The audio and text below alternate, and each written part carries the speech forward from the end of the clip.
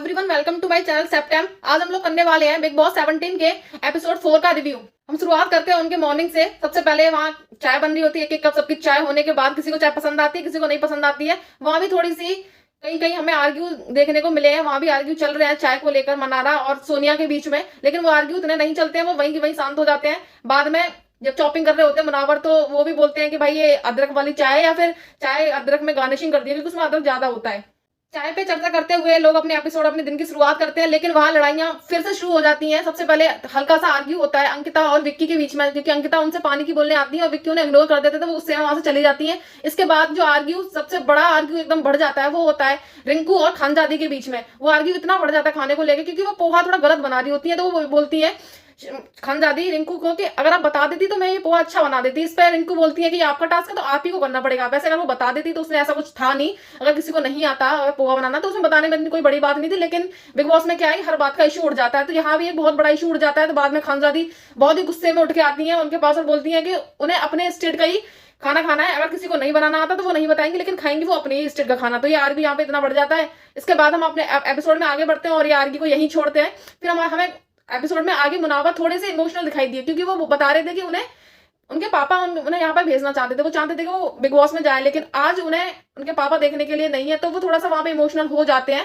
बीच में हमें विक्की और नील भी बात करते हुए दिखाई दिए, लेकिन पीछे मुनावर और अभिषेक उनकी मिमिक्री कर रहे थे, वो बहुत ही फनी लग रहा था। बाद में उन्होंने बता भी दिया था कि भाई अब बस करो, हम आपकी मिमिक्री कर रहे हैं। और बाद में हमें देखने को मिला कि हस्बैंड वाइफ यानी कि कपल में ही थोड़ा थोड़ा हमें आर्ग्यू से दिख रहे हैं, मतलब लड़ाइयां सी दिख रही है उनके बीच में, अंकिता और विक्की के बीच में। तो वहां पे हमारी जो ईशा मालविया है वो थोड़ा सा दोनों को समझाने की कोशिश कर रही है। तो उस पर अंकिता बोल रही है कि वो विक्की को कभी इग्नोर नहीं करती, लेकिन विक्की का ये मानना है कि अंकिता उनके पास जब आती है जब उन्हें कुछ काम होता है। बाद में विक्की और अंकिता में भी उनका जो आर्ग्यू हुए थे वो उन्होंने अपनी म्यूचुअल अंडरस्टैंडिंग के साथ सॉर्ट आउट कर लिए हैं, क्योंकि अंकिता को ऐसा लग रहा है कि विक्की उन्हें भूल गए और वो नए लोगों के साथ ही घुल मिल रहे हैं और उन्हें एकदम अकेला छोड़ दिया है। वो सारे काम अकेले ही कर रही है और विक्की दूसरों के साथ ही बिजी है।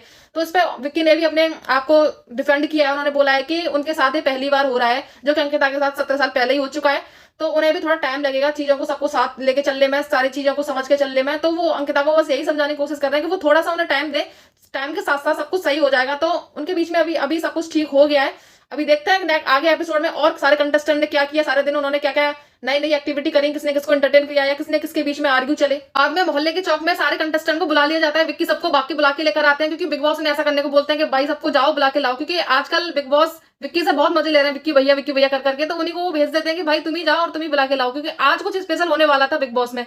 सब बिग बॉस ने भी ऐसा बोला कि आज तक ऐसा नहीं हुआ कि किसी की भी प्रेस कॉन्फ्रेंस हो, और क्योंकि ये बायसनेस का गेम है, फेवरेटिज्म का गेम है, तो इस बार उन्होंने जिग्ना की प्रेस कॉन्फ्रेंस कराई, क्योंकि उनके ऊपर कुछ ऐसे इल्जाम लगे हुए थे जिसपे उनका सवाल जवाब करना थोड़ा बनता था, जनता को बताना बनता था कि उनके साथ ऐसा क्या हुआ था और उन्हें क्यों फंसाया गया था। और उन्हें क्लीन चिट भी मिल गई है इस केस के बारे में, उनके ऊपर एक वेब सीरीज भी बनी है।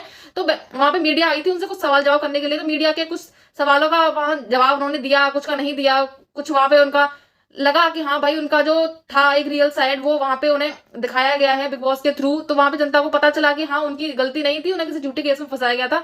तो मीडिया के सवाल जवाब खत्म होने के बाद जब जिग्ना घर में एंटर करती हैं तो लोग इतने खुश हो जाते हैं, उन्हें देख के बोलते हैं कि आपकी जर्नी तो बहुत ही डिफिकल्ट रही है, आपको देख के तो ऐसा लग रहा है कि हमने तो कुछ करा ही नहीं है।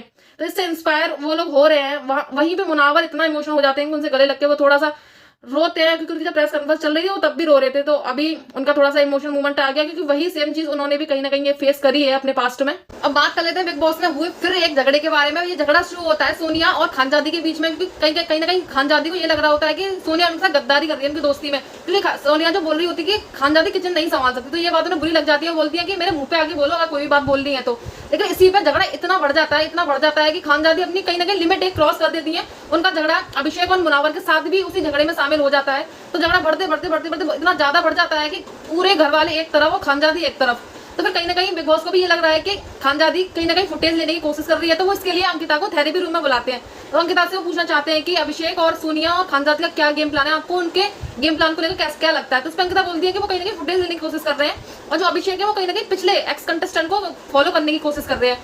तो इस पर बिग बॉस ने एक सलाह देते हैं कि क्यों ना हम खानजादी को इग्नोर करें, ऐसा अंकिता को लगता है। तो इसमें बिग बॉस अपनी सलाह जताते हैं कि हाँ हमें भी ऐसा ही लगता है कि क्यों घर वाले अपनी एनर्जी उस पर वेस्ट कर रहे हैं। सारे घर वाले क्यों उसी झगड़े में लग जाते हैं। तो बाहर आके अंकिता भी सबको यही समझाने की कोशिश करती है कि सोनिया और खानजादी का क्या चल रहा है, कि कभी तो उनकी दोस्ती हो जाती है, कभी उनकी इतनी दुश्मनी हो जाती है कि वो लड़ने लग जाती है, तो हम क्यों घर वाले उन्हें फुटेज देने की कोशिश कर रहे हैं। तो मुनावर को भी कहीं ना कहीं ये लगता है कि मैं ही बड़ा बेवकूफ हूँ जो उसको फुटेज दिया मैंने, जबकि मेरे को पता है कि वो सबसे बड़ी बेवकूफ है, वो नहीं समझने वाली है। तो अब घर वालों का मेरे को लगता है आगे जो गेम प्लान होने वाला है वो यही होने वाला है कि वो खानजादी को फुटेज नहीं देने वाले हैं बिल्कुल भी, मतलब वो इग्नोर करने वाले हैं।